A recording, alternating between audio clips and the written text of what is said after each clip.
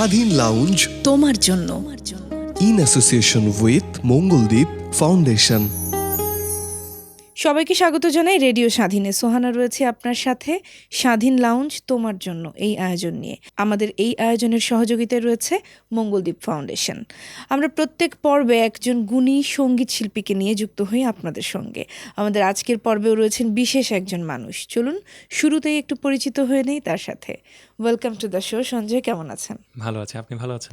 বেশ ভালো আছি, এবং আমার দর্শকরাও নিশ্চয়ই আজকে সঞ্জয় বণিকের গান শুনে খুব ভালো একটা সময় কাটাবে। অবশ্যই। সঞ্জয়, আমাদের রেডিও স্বাধীনের এই আয়োজনটাতে, স্বাধীন লাউঞ্জে, আমরা মূলত চেষ্টা করি একটু গানের মানুষদেরকে আনার জন্য, যারা আসলে লম্বা একটা সময় গানের টানে গানকেই প্রাণে ধারণ করে চলে যাচ্ছে। একদমই। আমি মূলত চাকরিজীবী, প্রাইভেট অর্গানাইজেশনে আছি, কিন্তু পাশাপাশি গানটা আসলে মনে ধারণ করি। গানটা আমার প্রাত্যহিক সবসময় মনের মধ্যে চলে, আর শিখার চেষ্টা করছি, এখনও করে যাচ্ছি। সামনে এটা অব্যাহত থাকবে আরও। গানটা শুরু হয়েছিল কত আগে? গান শুরু হয়েছিল একদম ছোটোবেলায়। আমি তখন ক্লাস 3-তে পড়ি। আসলে আমার পারিবারিক আবহটাই একটা সঙ্গীত অনুরাগী পরিবার। আমরা ছোটবেলা কোথায় কেটেছে বা পরিবারের ব্যাপারে যদি একটু জানতে চাই। আমার ছোটবেলা কেটেছে চট্টগ্রামের। এটা আসলে চট্টগ্রাম রাঙ্গামাটি দুটোই পড়ে। মানে আমরা হচ্ছে কাপ্তাই থানার মধ্যে পড়তাম, চন্দ্রঘোনা। সুন্দর একটা জায়গা। হ্যাঁ, পাহাড় বেষ্টিত জায়গা। সেখানে আমার জন্ম, বেড়ে ওঠা। আর আমরা যেখানে থাকতাম চারপাশটা ছিল সবুজে ঘেরা, পাহাড়ে ঘেরা। আর সেখানে আসলে সঙ্গীতের একটা অন্যরকম পরিবেশ ছিল। আমরা যেখানে চারপাশটাতে সবাই গান বাজনা করতো, অভিনয় করতো, নাচের সাথে জড়িত থাকতো। তো ওই একটা পরিবেশের মধ্যে আমার বেড়ে ওঠা। আর আমার পরিবারের প্রায় সবাই গানের সাথে জড়িত। আমার বড় ভাই, বোন যারা আছেন সবাই গানের সাথে জড়িত। ওনাদের থেকে দেখে অনুপ্রাণিত হয়ে মূলত আমার আসলে গানে আসা।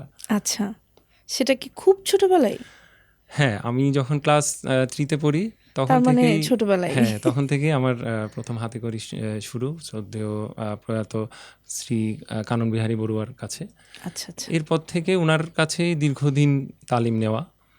পরে ওনার কাছে, ওনার হাত ধরে আমি মূলত তখন জাতীয় শিশু পুরস্কার প্রতিযোগিতায় একদম জাতীয় পর্যায়ে আমি স্বর্ণপদক পেয়েছিলাম রবীন্দ্রসঙ্গীতে।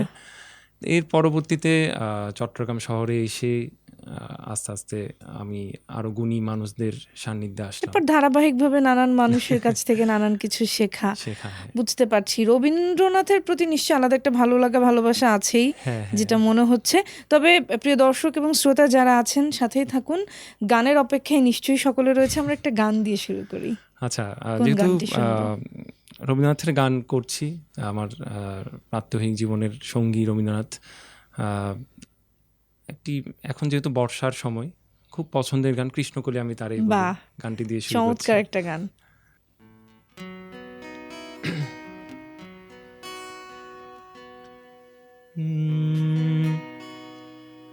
কৃষ্ণকলি আমি তারে বলি, কৃষ্ণকলি আমি তারে বলি, কালো তারে বলে গায়ের লোক।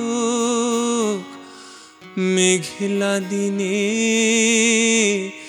দেখেছিলে মাঠে ও কালো মেঘ, কালো হরিণ চোখ। ঘুমটা মাথায় ছিল না তার মোটে, মুক্ত বেনি পিঠের পরে লোটে। কালো তা সে যতই কালো হোক, দেখেছি তার কালো হরিণ চোখ। কৃষ্ণকলি আমি তারে বলি। ঘন মেঘে আধার হলো দেখে ডাকতে ছিল শ্যামল দুটি গায়ে। শ্যামা মেয়ে ব্যস্ত ব্যাকুল পদে কুটির হতে ত্রস্ত এলো তাই। আকাশ পানে হানি যুগাল ভুরু আরেক মেঘের গুরু গুরু কালো, তা সে যতই কালো হোক, দেখেছি তার কালো হরিণ চোখ। কৃষ্ণকলি আমি তারে বলি। চমৎকার একটা গান এবং চমৎকার পরিবেশনা আপনার কাছ থেকে অনেক সঞ্জয়। ধন্যবাদ। আপনাকে অসংখ্য ধন্যবাদ এত সুন্দর করে আসলে মানে এই সময়টাকে রাঙিয়ে দেওয়া এই গানটাতে, এই আবহাওয়া, তার পাশাপাশি এরকম একটা গান চমৎকার। একটু যদি জানি যে চট্টগ্রামে সেই শুরুটা যখন হলো সঞ্জয়ের ছোটবেলায় শুরুর দিকটাতে স্ট্রাগল করতে হয়নি? কখনো মনে হয়নি যে না হচ্ছে না, পারছি না, ভাল লাগছে না, নাকি একটা মোহ কাজ করতো ছোটবেলা থেকেই? আসলে মানে ছোটবেলায় না মানে গানটা যে মানে খুব যত্ন নিয়ে শিখতে হবে ওই অনুভূতিটা কখনো আসেনি। আচ্ছা, মানে কি হতো, খুব দুরন্তপনা ছিলাম, চঞ্চল ছিলাম, মানে খেলার প্রতি একটা বেশি ঝোঁক ছিল, মানে ক্রিকেট ফুটবল এগুলি খুব শৈশবে যা ভালোবাসতাম। হয়। হ্যাঁ হ্যাঁ, তো দেখা যেত মানে হ্যাঁ যখনই মাস্টার মশাই আসতেন খুব মনোযোগী হতাম তখন। কিন্তু ওই যে এখন যেভাবে বিষয়টাকে খুব সিরিয়াসলি করছি, তখন মা বকতো যে করছিস না কেন, রেওয়াজ করছিস না কেন, ওই বকুনি থেকে বসতাম, কিন্তু আবার সেই খেলামুখী। কিন্তু আস্তে আস্তে যখন সময় পেরিয়েছে, যতই দিন গড়িয়েছে, বিশেষ করে আমার এখনও মনে আছে যখন আমি জাতীয় পর্যায়ে স্বর্ণপদক অর্জন করি, এরপর থেকে না মানে আলাদা একটা অনুভূতি কাজ করেছে যে আলাদা একটা নিজের মধ্যে একটা inspiration। দায়বদ্ধতা তৈরি হয়েছে, না আমার কিছু একটা করতে হবে। সো আমাদের এই আয়োজনে সঞ্জয়ের বাকি গল্পগুলোও শুনবো একটু একটু করে। তার ফাঁকে যদি আরেকটা গান শুনতে চাই একটু ছোট্ট করে, আচ্ছা। কোন গানটা শুনতে পারি? আরেকটা রবীন্দ্রনাথের গান করছি। শিওর, রবীন্দ্রনাথ শুনতে তো সবার ভাল লাগে। আচ্ছা, এটা একটু প্রেম পর্যায়ের গান, সবারই খুব পছন্দের গান হবে নিশ্চয়, যে ছিল আমার স্বপ্নচারিণী। বাহ, চেষ্টা করছি।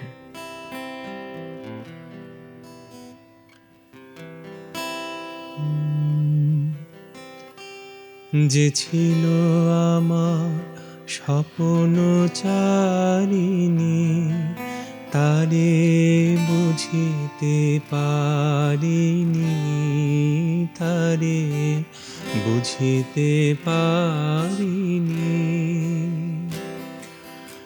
দিন চলে গেছে খুঁজিতে খুঁজিতে, ওগো যে ছিল আমার স্বপ্নচারিণী, তারে বুঝিতে পারিনি, তারে বুঝিতে পারিনি।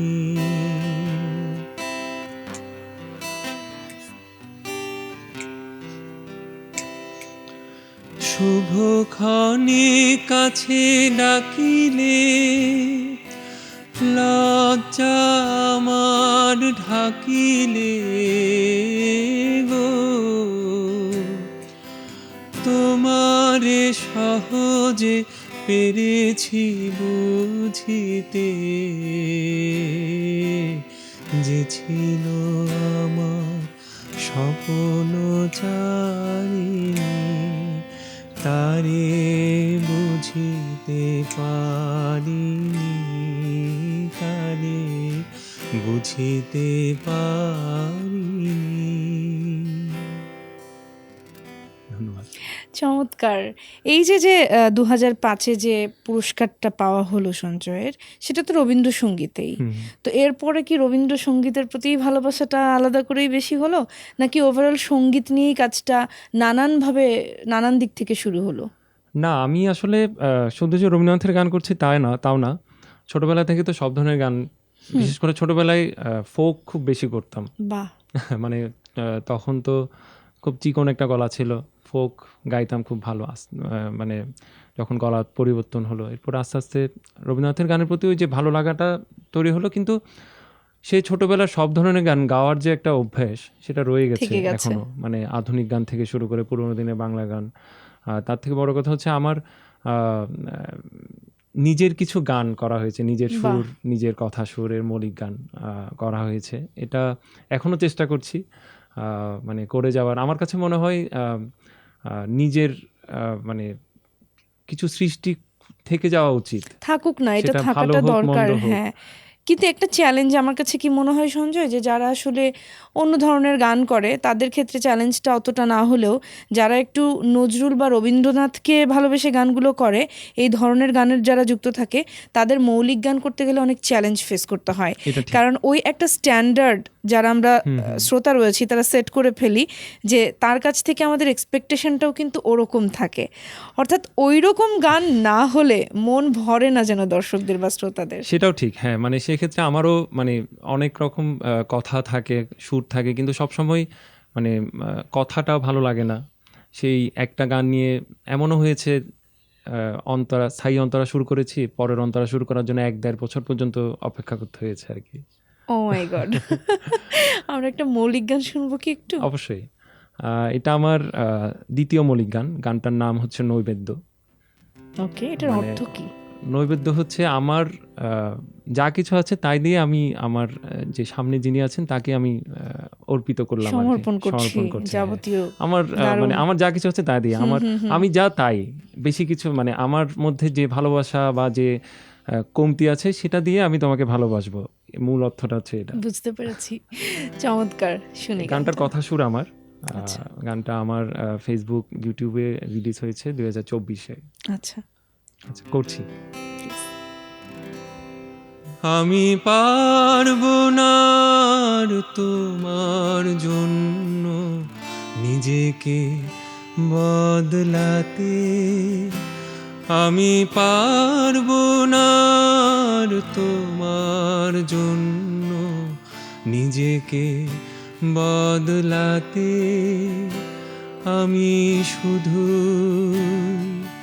চাই যে তোমায় অকারণে ভালোবাসতে, আমি শুধু চাই যে তোমায় অকারণে ভালোবাসতে, আমি পারবো না আর তোমার জন্য নিজেকে বদলাতে।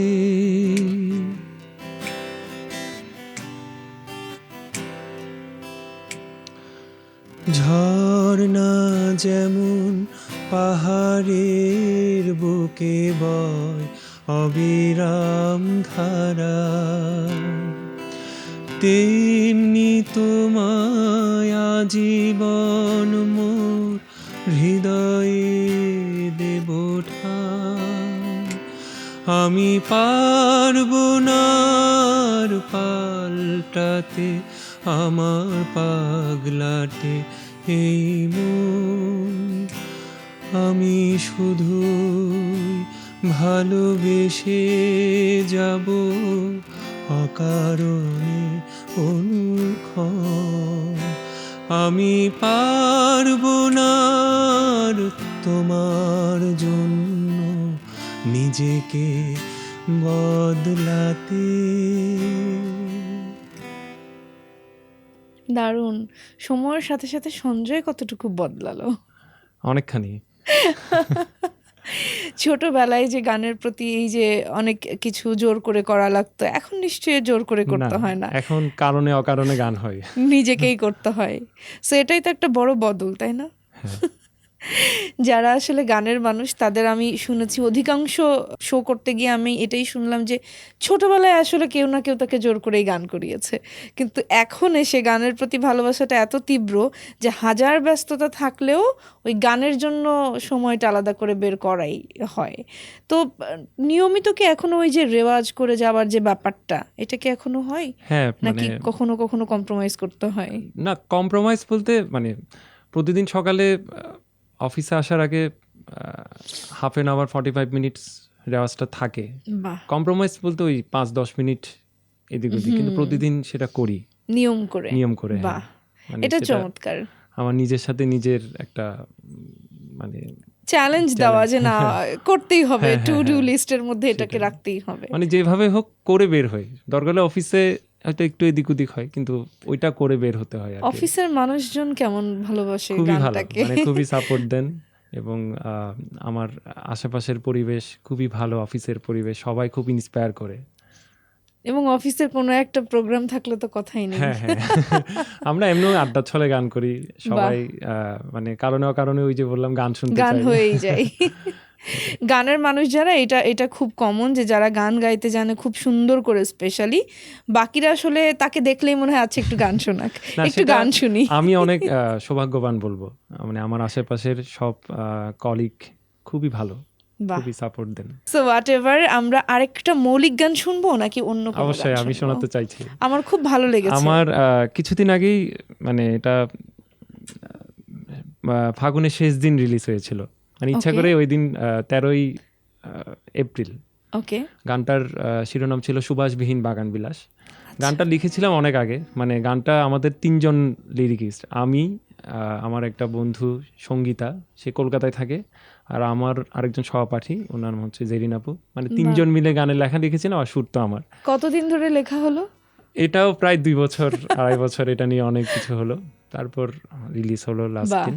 গানটার গল্পটা ছিল এরকম যে আমরা তো আসলে সবসময় বন্ধুত্ব বা ভালোবাসাটা সবসময় রঙিন চিন্তা করি, সুগন্ধ থাকবে সবকিছু, কিন্তু সুবাসবিহীন, মানে আমরা বাগান বিলাসকে সবসময় দেখি রঙিন, কিন্তু এটার ওইভাবে হয়তো সুবাস নেই, কিন্তু এটা দীর্ঘদিন ধরে থেকে যায় পচনশীল ছাড়া। তা আমাদের কিছু কিছু সম্পর্ক, সেটা বন্ধুত্ব হোক বা অনেক সম্পর্ক, হয়তো ওইভাবে সুবাস নাই, কিন্তু দীর্ঘদিন আমাদের সেই সম্পর্কটা থাকে আর কি। কিছু বন্ধুত্বের ক্ষেত্রে থাকে না এরকম যে হয়তো 1-1.5 বছর পরে দেখা হচ্ছে, হ্যাঁ হ্যাঁ, কিন্তু মনে হচ্ছে না যে এত লম্বা বিরতির পর দেখা হয়েছে। দেখা হচ্ছে, হ্যাঁ। বন্ধুত্বটা ঠিক ওরকমই, যে লাস্ট দেখায় কনভারসেশন যেখানে শেষ হয়েছিল, এই দেখায় মনে হয় ওখান থেকেই আবার শুরু হলো, সেটাই। জাস্ট যেন গতদিনই দেখা হ্যাঁ, হয়েছিল, হ্যাঁ, এরকম একটা ব্যাপার। ওরকম ওই ভাবনা থেকেই আসলে গানটা লেখা বা শুরু করা। শুনি।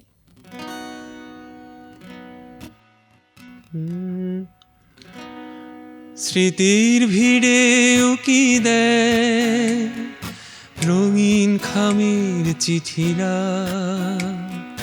স্মৃতির ভিড়ে উকি দেয় রঙিন খামের চিঠিরা, না পড়া সে চিঠির খামে কাব্য অন্তর্লীন, যেন সুবাসবিহীন বাগান বিলাস আজও রঙিন, যেন সুবাসবিহীন বাগান বিলাস আজও রঙিন।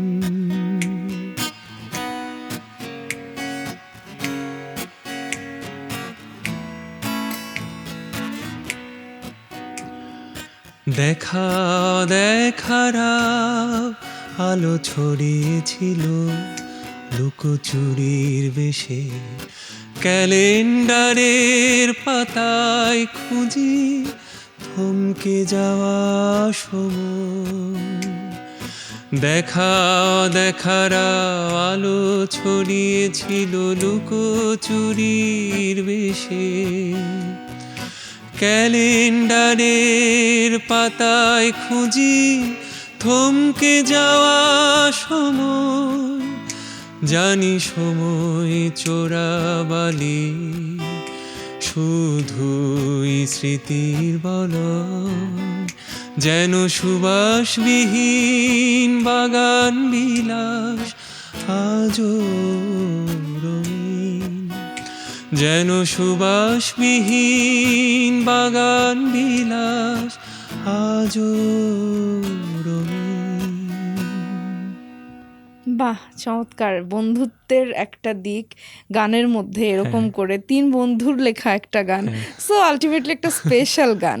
এবং এই গানটা আমি শুনেছি আগে এবং আমার তখনই খুব ভালো লেগেছিল গানটা, বাট গানের পেছনের গল্পটা এখন শুনে মনে হলো যে আরও সুন্দর, যে না আসলে বন্ধুত্বকে নিয়ে যেভাবে আসলে পোর্ট্রেট করা একটা গানের মধ্যে, আর তাও কিনা আবার 3জন বন্ধু মিলেই লেখা, সব মিলিয়ে দারুণ। এখন তো ছায়ানটের সাথেও যুক্ত আছেন, তো সেখান থেকে কোনো অভিজ্ঞতা বা কেমন কাটছে? আসলে ছায়ানট জীবনের অভিজ্ঞতাটা আমার জন্য খুব স্পেশাল, কারণ চট্টগ্রাম শহরে একটা দীর্ঘ সময় আমার সঙ্গীতের পথ চলা, এরপর কোভিডের পর যখন চাকরি সূত্রে ঢাকায় আসা, মাঝখানে কোভিডের জন্য ঘরবন্দি, খুব হতাশ লাগছিল সব কিছু মিলিয়ে, এরপর ছায়ানটে ভর্তি হওয়া। আমি ডিরেক্টলি সূচনা না করে প্রবেশের সুযোগ পাই। আচ্ছা। 3 বছরের সূচনা কোর্স করতে হয়নি, প্রবেশের সুযোগ পাই। প্রথম 1 বছর অনলাইনে ক্লাস হওয়াতে আমি মানে খুব ভালো লাগেনি, আবার ওই বছর গ্যাপ দিয়ে পরের বছর থেকে আবার শুরু করি, মানে যখন ফিজিক্যালি ছায়ানটে ক্লাস শুরু হলো। তো আমার কাছে ছায়ানট জীবনটা না আমার জীবনের বলবো মানে অন্যতম একটা সুন্দর অধ্যায়। ছায়ানটে আমার মানে সামনাসামনি যে গুণী মানুষদের সবসময় দেখতাম টিভিতে বা শুনতাম ওনাদের কথা, বিশেষ করে রবীন্দ্রনাথের গান করছি সবসময় দেখতাম, লিসা আপার গান, তানিয়া আপার গান শুনতাম টিভিতে, ওনাদেরকে সামনাসামনি দেখছি, ওনাদের সান্নিধ্যে ক্লাস পাচ্ছি, এটা একটা বিশাল পাওয়া আমার জন্য, ড্রিম কাম ট্রু। হ্যাঁ। সবচেয়ে এর থেকে বড় বিষয় হচ্ছে আমার সহপাঠী যারা ছিল, মানে আমি বলবো এই যে সঞ্জয় হয়ে ওঠা, এই যে মৌলিক গান করছি আমি বা নতুন কিছু ভাবনার মানে সুযোগ করা, ওদের সাথে না মিশলে বা এই বন্ধুগুলো না আসলে আমার জীবনে আমি এই সঞ্জয় কখনো হয়ে উঠতে পারতাম না। চিন্তাধারার বিকাশের যে জায়গাটা এবং নিজেকে মানে প্রতিনিয়ত আমি আসলে শিখেছি, মানে আমি যা জেনেছি সেই জিনিসটাকে আমি অনেক বেশি ডেভেলপ করতে পেরেছি। সেটা রবীন্দ্রনাথের গান হোক, সেটা নিজের মৌলিক গান হোক, সেটা ফোক গান হোক, মানে চারপাশে আমরা হয় কি ছায়ানটের বাইরে আমরা আড্ডা দিচ্ছি, আড্ডার ছলে গান গাইছি, সেই গানের ছলে আমি অনেক কিছু শিখেছি, নতুন নতুন মানে এই যে কনফিডেন্টলি কোথাও গাইতে পারা, সেই বিষয়টাও এই যে সবার সাথে মেশা, এখান থেকে শেখা, ইট হেল্পস ডেফিনেটলি। এবং আমার মনে হয় যে ছায়ানটের যারাই থাকে না কেন প্রত্যেকেই বলে যে আমার লাইফে বড় একটা জায়গা জুড়েই ছায়ানট আছে এবং ছায়ানটের প্রভাবটাও সব থেকে বড়। সেটা আমাদের সবার জীবনে ছায়ানটের ছায়াটা আসলে বিস্তার করে থাকে সবার লাইফে। একটু রবীন্দ্রনাথের বাইরে কোনো একটা গান, একটু ডিফারেন্ট কোনো কিছু। এটা আমার খুব পছন্দের গান, কলকাতার একটা কলকাতা মুভির একটা গান, ইন্দুবালা ভাতের হোটেল গান, মুভিটার নাম পাখিদের স্মৃতি কিছু রীতিনীতি। চমৎকার একটা গান, চেষ্টা করছি।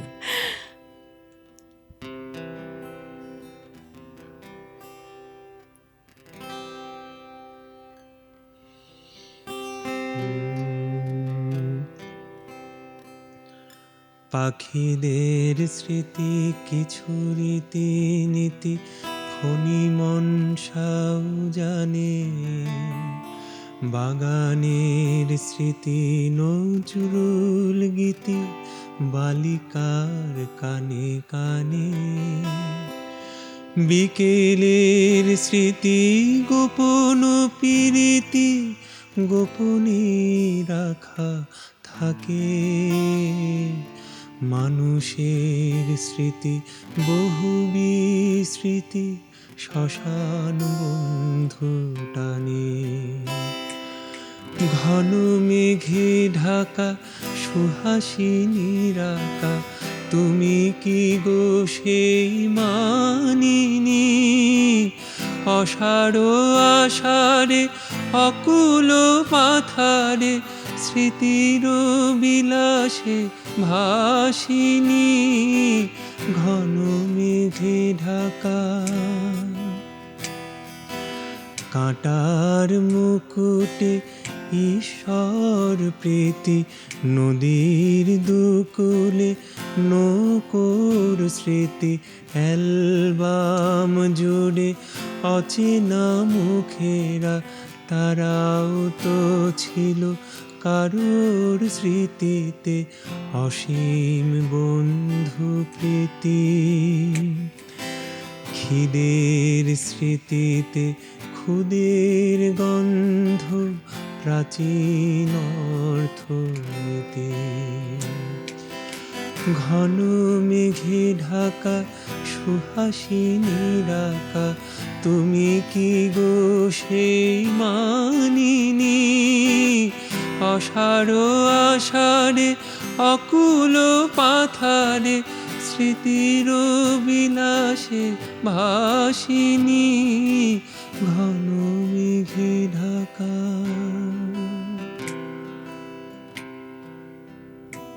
প্রত্যেকটা গানই খুব সুন্দর, মানে কোনটা ছেড়ে কোনটার বেশি প্রশংসা করব আমি আজকে জানি না। এবং এই আমার মনে হয় আমাদের দর্শক এবং শ্রোতাদেরও ঠিক একই ঘটনাটাই ঘটছে, যে মনে হচ্ছে এই গানটা চমৎকার গেছে, এটাই বেস্ট আজকে।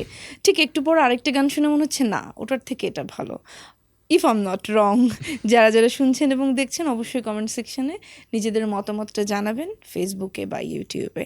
আর যারা যারা রেডিও স্বাধীনের ফ্রিকোয়েন্সিতে শুনছেন তারাও SMS করে জানাতে পারছেন আমাদেরকে। প্রিয় দর্শক এবং শ্রোতা, আপনারা দেখছেন আমাদেরকে এবং একই সাথে শুনতেও পাচ্ছেন। আমরা রয়েছি রেডিও স্বাধীনের বিশেষ মিউজিক্যাল পডকাস্ট স্বাধীন লাউঞ্জ তোমার জন্য এই আয়োজন নিয়ে, এবং আমাদের এই আয়োজনের সহযোগিতায় রয়েছে মঙ্গলদ্বীপ ফাউন্ডেশন।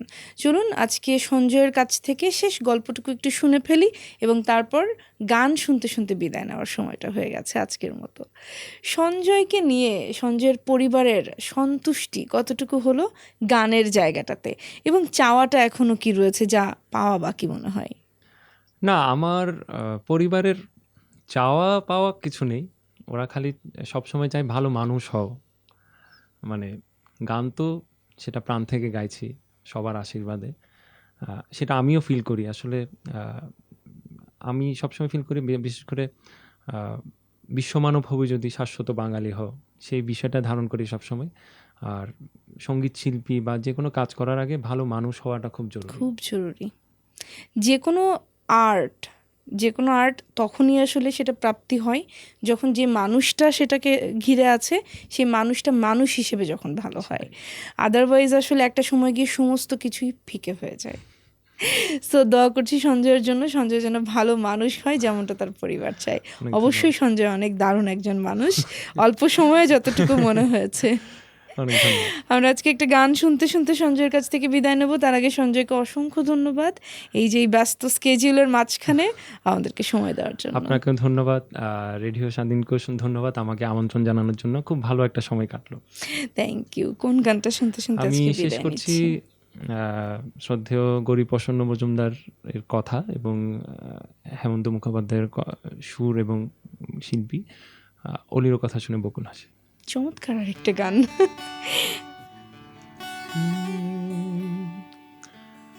অলির কথা শুনে বকুল হাসে, কই তাহার মতো তুমি আমার কথা শুনে হাসো না তো। ধরার ধুলিতে যে ফাগুন আসে, কই তাহার মতো তুমি আমার কাছে কভু হাসো না তো। অলির কথা শুনে বকুল হাসে, কই তাহার মতো তুমি আমার কথা শুনে হাসো না তো।